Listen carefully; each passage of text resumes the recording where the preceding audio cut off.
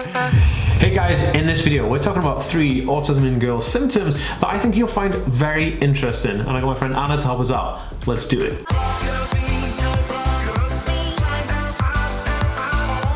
Hey guys, I'm Dan. I have Aspergers syndrome, ADHD, OCD and dyslexia. I make weekly videos on this type of content, so if you're new around here and you want to learn more, remember to hit the subscribe button by clicking that notification bell. Oh, and also if you're watching on Facebook, make sure to hit the like and follow button to see daily videos from me. Okay guys, today I'm joined by Anna Moomin from Anna Moomin's YouTube channel, which is super awesome. She does videos on like autism and stuff, and yeah, Anna, do you want to explain about your channel a little bit? Hi, my name is Anna Moomin and I have my own YouTube channel touching on my personal experience of living with Aspergers syndrome and ADD. Cool. Okay guys, so you know at the beginning of every single video I like to read out questions from you guys from my Instagram account. Now if you want to be featured in a video just like this, go to my Instagram account and give me a follow and you'll be notified every time I ask you to ask me questions, and you could be featured in a video just like this. So I'm going to go through and read the questions out. So the first question is from HL Hartnett, and they said, how do I get help in school without being weird? Anna, how would you say this? How would you answer this one? Don't feel weird for asking for help. Yeah, definitely. You know, we all need help in some degree. I just have a private conversation with a teacher that you trust, that you get along with, and just explain your situation and explain your needs, and I'm sure they'll be happy to help. Definitely. I think the school has a duty of care to make sure that you're looked after, so anybody you talk to with an authority in the school should be able to help you out. Yeah. But yeah, don't feel weird, man. Feel empowered. Okay, so the next question is from Josh_Bruxley. How would you say that? Bradley with an X instead of the A for Bradley. There you go. Well, you can see it on screen. Okay, so they said, are you ever going to do a meet and greet in Leeds? Now, I live nowhere near Leeds, but if I get the chance to do a talk or a convention or anything in Leeds, I will definitely do a meet and greet like I do in any single place that I go to. And yeah, I will do it. Just keep up to date with all my socials and you'll know if I'm ever in that area. Okay, so the last question is from Gentuitive, I guess that's how they're saying it. And they said, hey, fellow Aspie, here. And then a smiley face. Would you ever come to Amsterdam? Well, actually I was in Amsterdam a couple of weeks ago. I actually had a layover in Amsterdam. I went to Amsterdam and then I went from Amsterdam to Boston, Massachusetts. So I've been to Amsterdam, but I've never been out in the actual like the country, like wherever it is, the cool cities of Amsterdam, whatever. I've never actually been outside of the airport. I'd love to go. Have you ever been to Amsterdam? I have, yeah. Is it good? There's lots of nice buildings there, yeah. But then there's lots of drinking and drugs and stuff, so... Everything that I'm against. Really, so I'd love to go, but I think I just have to avoid all the craziness. I think it's doable. Yeah, I just have to like get a map and know where I'm going to go. But a friend of mine went there and he said it was an interesting experience.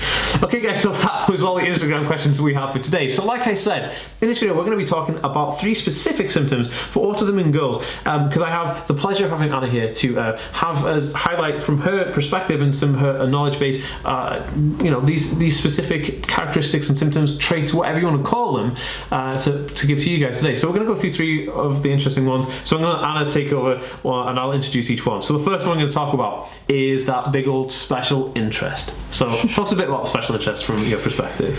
Well, I mean, everybody with Asperger's have got special interests. Well, most people anyway. But I think in women and girls, they manifest themselves in a way that's more socially acceptable or normal. So, you know, some of mine in my early years were Polly Pocket, but I had an obsession with Polly Pocket. I wouldn't go to school without taking a Polly Pocket with me. Awesome. It got pretty obsessive. Yeah. And then later on it was Pokemon, and you know, everybody else just thought, you know, it's a normal thing, you know, it's trendy, that's what all the kids are into. But I could memorise the whole Pokedex chronologically. I'd get people to test me on it, and I did the exact same thing. I actually bought the Pokedex, like the digital one, to test. Okay, test me on the Pokedex. Yeah. Sorry, I didn't mean to that was cool. I love that. And yeah, later on it was a Collins Gem little book of kings and queens, and I could memorise all the monarchs from Boudica. That's how you pronounce it. So I've forgotten all that now, by the way. But yeah, my early special interests were kind of normal ones, but I kind of took it to the next level, if you know what I mean. It becomes like intense, doesn't it? Yeah. And it like moves into intense phase. How did your parents deal with those special interests? They just rolled with it, really. Cool. But just encouraged me to do other things instead of sitting for hours and hours memorising the Pokédex or, so yeah, but I didn't really want to do anything else, Once you're in the zone and you've got that special interest, that's it. But because it was more of a normal interest, people didn't really say anything. So here's a question. How do you know that something's a special interest or just something that people just like generally? How would you know it's a trait of autism? Because it takes over your life. Becomes like everything. Yeah, you stay up till 3 o'clock in the morning until you can memorise everything. Yeah, it becomes that. It's almost like that thing that you always want to talk about and the only thing you want to look at. Yeah. Exactly. And when you're little, like, you just want to talk about it, and then everyone's like, "This is boring." Yeah. People just kind of bore everybody to death with the same thing constantly. Yeah. So the next thing that we're going to talk about, I think it's a super interesting. It's a very topical topic right now, and it's hot right now.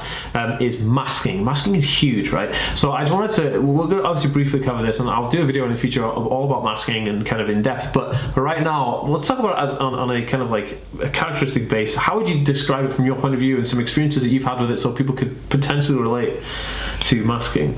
It's a symptom and a coping mechanism, because when you're not sure how to behave or how to speak to people and you just feel like an alien, when you see people communicating with each other on TV, you just kind of pick up from there, and you just learn off what people are saying on TV, and you'll know, sometimes it gets a bit embarrassing because it's not really appropriate or something. Like, I said a lot of things when I was younger that, looking back now, were just completely embarrassing and irrelevant, but because I saw it on TV, I just thought that's what people said, That's just normal.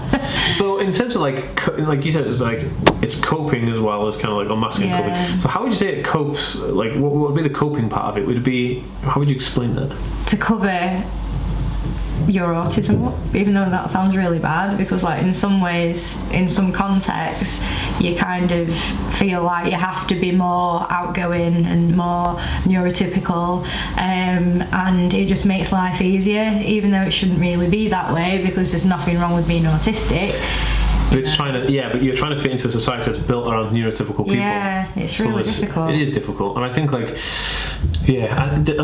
just to add into this, I think the adverse effect of actually using masking as a coping mechanism is that you will have a burnout eventually from it, because there's only so much you can actually put in before it gets exhausting. Yeah, incredibly exhausting. Yeah, definitely, and I can definitely sympathise there, and I guess males do mask as well, but I don't think it's as much as females, because I feel like there's this trait within being a female that they want to always be quite independent and to manage their who they are and what they're doing. And I think that males in as well. Be like everybody else kind of attitude. Fascinating though. But I think this resonates as well, and I think anybody watching this who is potentially on the spectrum or going through that kind of whole process, if you're relating to anything Anna's saying, let us know in the comment section below. Let us know how you feel about it, and if anything you can add to this and expand on the story, because I'd love to have that discussion. I'll definitely be coming back, and obviously sure Anna will be coming back to check the comments and commenting as well. The last one, we'll go through the last kind of symptom, trait, characteristic, whatever you want to call it, and we're going to talk about social anxiety, and this is a big one, and it affects people differently, and I'll let you explain social anxiety, and I'll jump in right at the end. Social anxiety is definitely, I'd say it's the biggest one, and sometimes females are misdiagnosed with just social anxiety when they're autistic, because they hide it very well. There's always that anxiety, because as people with autism, we find it very difficult to communicate. We're always wondering if what we're saying is right, if we're walking right and stuff like that. There's just so much anxiety surrounding everything. That's a big one. How would you say that it manifests you on a daily basis? How would you give an example of social anxiety on a daily basis? What was one of the biggest things, or one of the things that you most notice from social anxiety affecting you daily? It just happens all the time. I mean, when I go to the gym, sometimes I take 1 to 2 hours getting ready for the gym because I don't want to go outside, but I want to go to the gym, but there's people there and there's bright lights and there's noise. And you know, in supermarkets, again, bright lights, noise, beeping, sirens, whoops and whistles. I totally relate. It's crazy. It is horrible. There's so much sensory stuff happening, and just the general, I don't know, life, feeling of the unknown. Yeah, it's like the stuff, the unpredictability of life. Yeah, it's crazy, isn't it? Because I love having that predictability, or even having a schedule to follow. But when you're outside, like in stores and stuff, or in gyms, it's like crazy. And that's why I don't go to the gym. I actually work out in the house. I try and do everything here because, like, nobody goes to the gym, and she's able to, like, you know, go to the gym and stuff. Well, she does just have like a social anxiety, but she takes like a CBD gummy for it. Obviously, link in the description if you're interested in those. You get some money off as well. But I think, you know, I can totally relate to that, but I think from my experience that girls have it quite more intensified because, again, I feel like it's something that is always apparent in females and autism, but with guys it kind of spikes, and it like has dips and spikes, and so I think that's how it kind of contrasts, and it's super interesting. But if you think that this video can help somebody that you know, please share it on their social profiles, because this is the idea of what we're doing with these videos, is trying to help reach out to people and change someone's life for the better, maybe. So if you think this would help, again, please share this video.